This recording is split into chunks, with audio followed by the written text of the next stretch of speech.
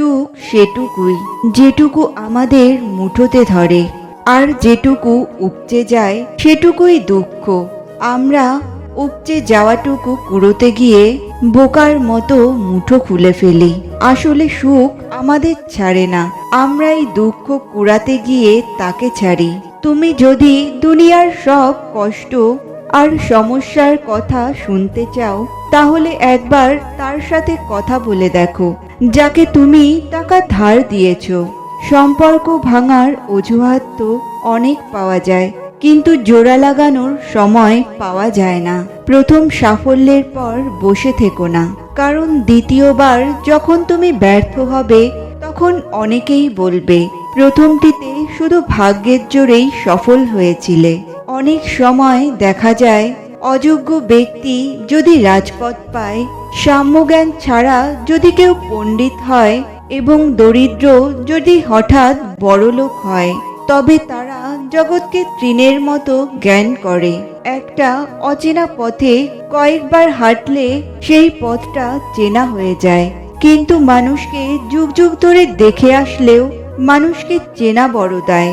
কেউ আপনাকে গুরুত্ব দিক বা না দিক, আপনি সৎ কাজ করে যান, কারণ এর ফল মানুষ আপনাকে দেবে না, দেবে স্বয়ং ঈশ্বর।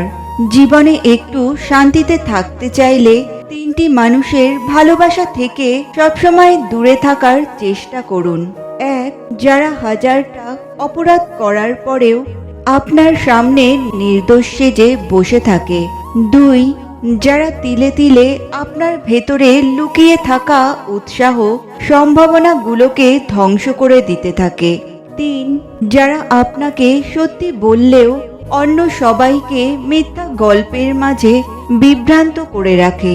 হেলমেট পুলিশের হাত থেকে রেহাই পাওয়ার জন্য নয়, বাড়ি ফিরে পরিবারের সঙ্গে দেখা করার জন্য পড়ুন।